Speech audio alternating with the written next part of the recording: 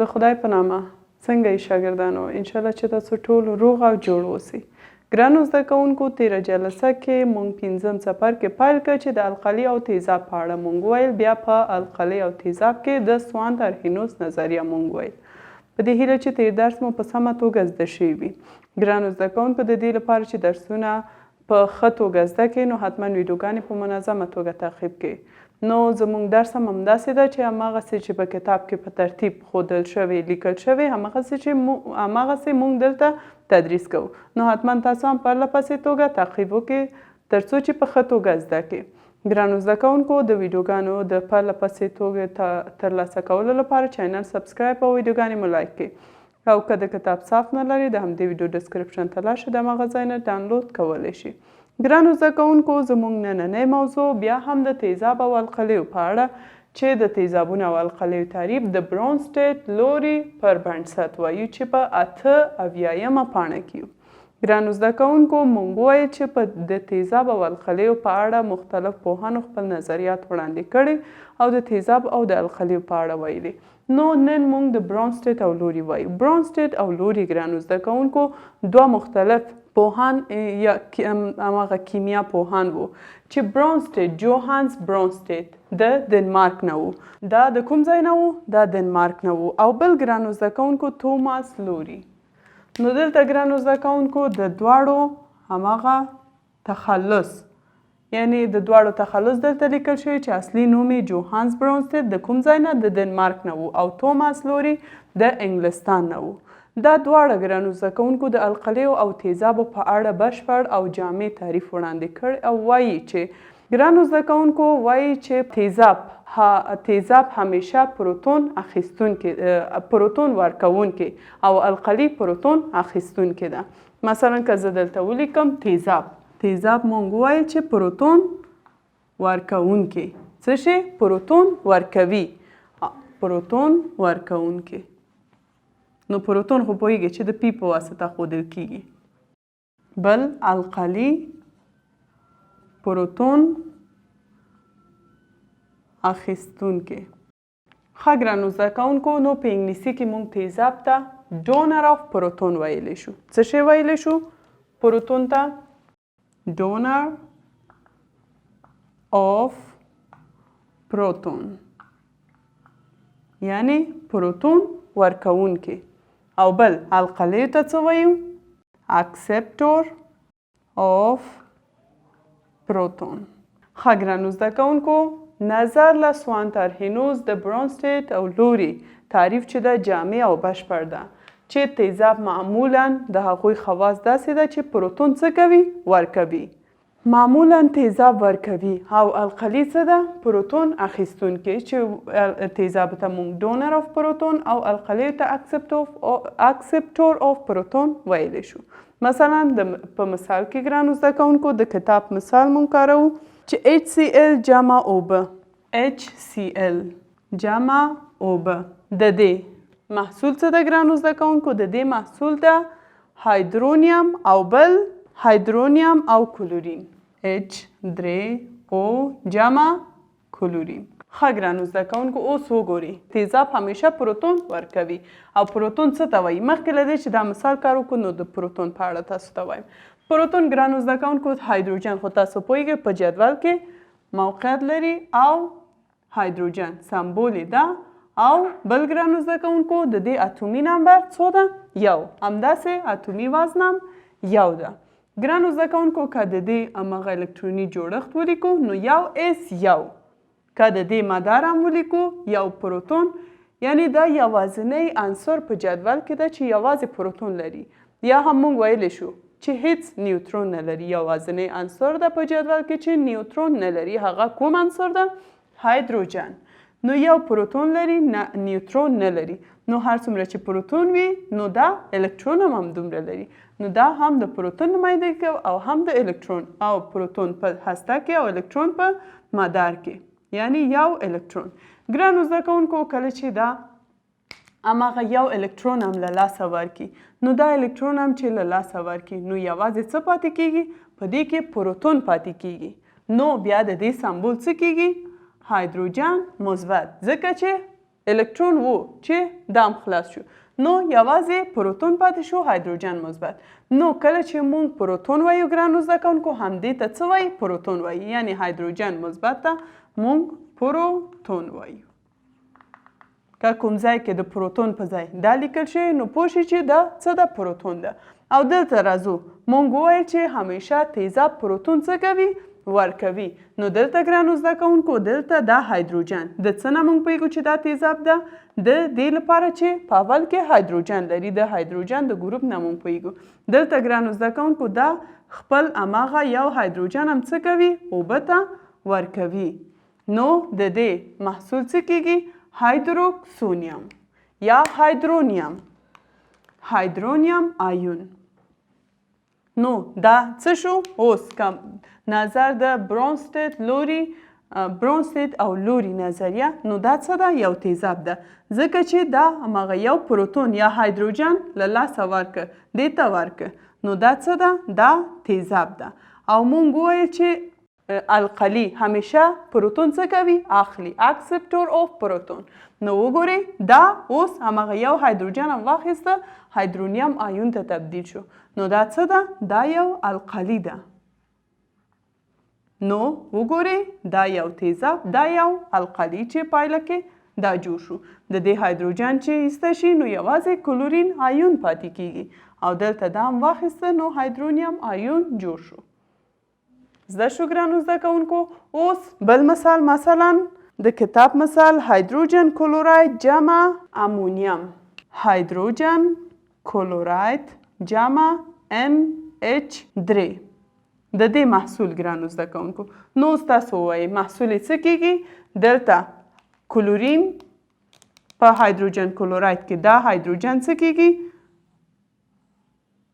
دلته دې سره یو ځای کیږي نو دلته محصول څه کیږي NH4 مثبت ځکه چې آیون ده او بل دلته یوازې کلورین پاتې شو نو که دلته مونږ ولیکو ګرانو زده کوونکو دا چې یو پروتون له لاسه ورکه دا څه ده یو تیزاب او دا چې واخیسته یو القلي پوه شوئ ګرانو زده کوونکو چې تیزاب او القلي څه ته وایي تیزاب همیشه الکترون څه کوي پروتون له لاسه ورکوي او بل القلي اخلي نو دلته دا تیزاب ده دا القلي ده په دې کې دا تیزاب او دا القلي ګرانو زده کوونکو اوس د تیزابونو او القلیو جوړیزې جوړې مونږ وایو چې څه رقم ده ګرانو زده کوونکو همیشه په یاد ولرئ چې د برونسټیت د نظریې پر بنسټ هر تیزاب مزدوج القلي او هر القلي خپل مزدوج تیزاب لري نو اوس په مثال کې ګرانو زده کوونکو مثلا همدې مثال کې زه تاسو ته وایم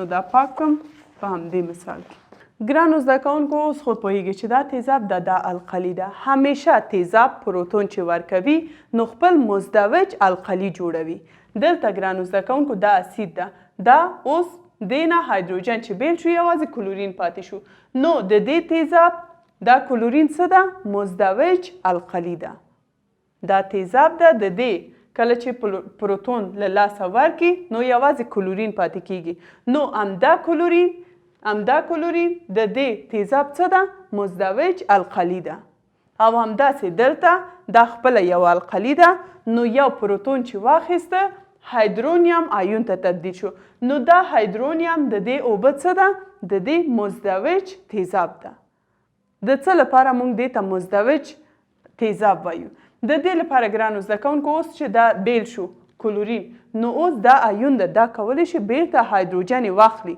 نو بیرته دا څه کیږي دا القلي کیږي دلته دا تیزاب ده نو مزدوج القلي دلته ده نو بیرته کله چې دا هایدروجن واخلي خو نو القلي کوم خاصیت لري پروتون اخلي نو بیرته دا څه کیږي القلي کیږي او دلته ګرانو زده کوونکو دا القلي چې یو الکترون واخیسته نو په دې کې دا هایدرونیم آیون چې جوړ شو نو دا بیرته که د دې نه یو هایدروجن بیل شي یعنی یو هایدروجن یا یو پروتون بل عنصر ته ورکړي نو د دې خاصیت څه کیږي تیزاب کیږي پوه شوئ ګرانو زده کوونکو وګورئ نو که زه دلته اسید د تیزاب په ځای اسید لیکم او د القلي په ځای بیس لیکم ګرانو زده کوونکو دا پوهیږئ چې یو اسید ده اسید نو دلته یو او دوه لیکو دا اسید یو دلته د دې مزدوج ګرانو زده کوونکو مونږ وویل د دې نه چې بیل شوی اوس دا هایدروجن چې بیل شي یوازې کلورین پاتې کیږي. وګورئ دلته مونږ کلورین لرو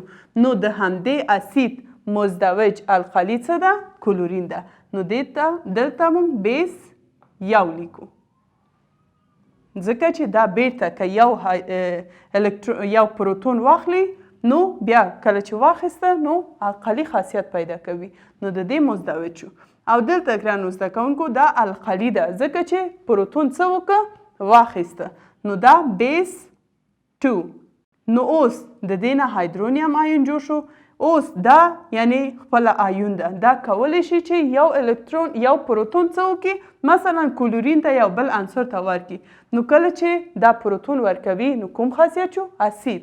نو د دې مزدوج اسید ده اسید 2. انشاءالله چې زده شو. مثلا یو بل مثال د کتاب مثال کار کوو.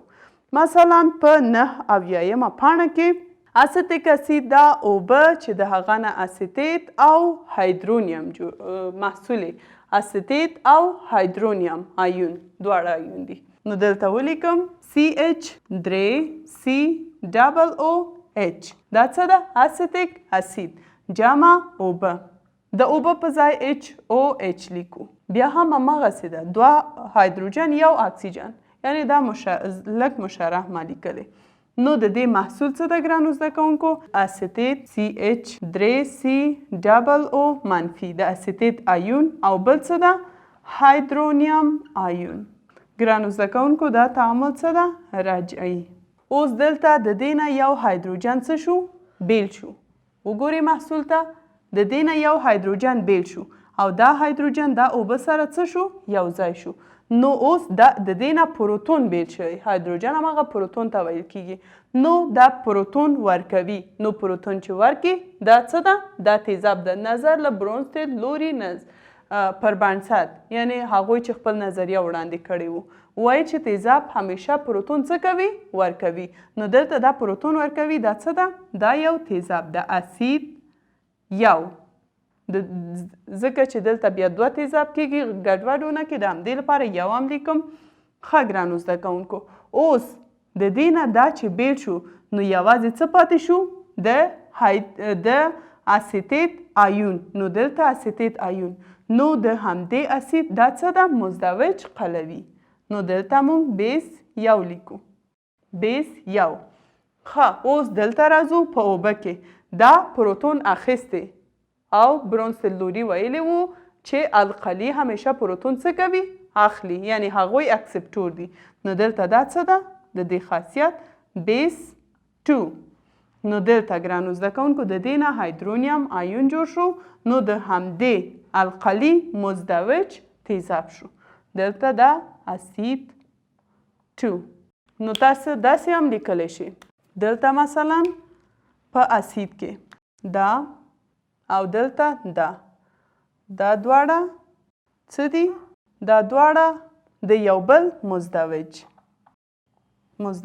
دا تیزاب ده. دا هم د دې القلي مزدوج یا دا القلي ده د دې مزدوج تیزاب دا ده. دلته ګرانو زده کوونکو بل په دې کې اوبه او دام هایدرونیم نو دا دواړه د یو بل مزدوج. انشاءالله چې زده شو ګرانو زده کوونکو زموږ نننی موضوع څه و؟ بیا هم د تیزاب او القلي په اړه چې برونستید او لوري خپل نظریه وړاندې کړې وو. 2 عالم 2 کیمیا پوهان یو د دنمارک نه او بل د انګلستان نه د تیزاب او د القلیو په اړه خپل جامع او بشپړ نظریه وړاندې کړه او وویل چې تیزاب همیشه پروتون څه کوي؟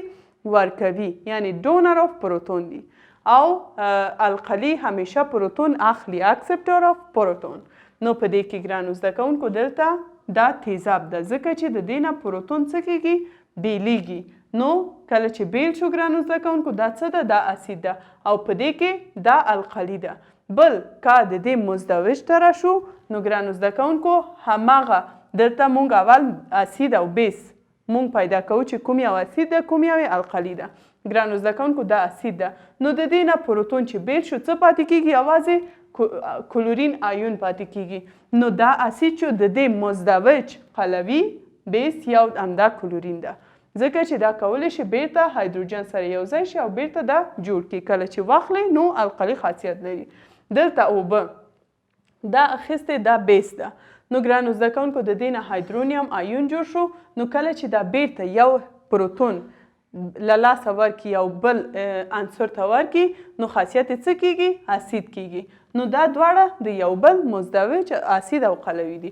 همداسې په اسیتیک اسید او اوبه کې چې اسیتات آیون او هایدرونیم آیون جوړیږي ګرانو زده کوونکو نو دا اسیتیت او بل اسیتیت آیون دا اسیتیک اسید او دا هم اسید آیون نو دواړه یو بل مزدوج او دلته اوبه او هایدرونیم آیون دا دواړه د یو بل مزدوج دي. ښه ګرانو زده کوونکو نو دا زموږ نننۍ موضوع. هیله یم چې دا موضوع مو هم په سمه توګه زده شوې وي. تاسو کورنۍ دنده په 9 پاڼه او همداسې په 8 پاڼه کې هم د دې مغه حل ده. نو ګرانو زده کوونکو تاسو کورنۍ دنده همدا درس یو ځلې بیا تکرار وکړئ او خپل نوی درس حتما په کور کې یو ځلې ځان سره ووایئ. تر بله جلسې چې یو نوی موضوع سره راځم تاسو له یو بخښونکي خدای ته سپارم. کامیاب او سوکاله اوسئ.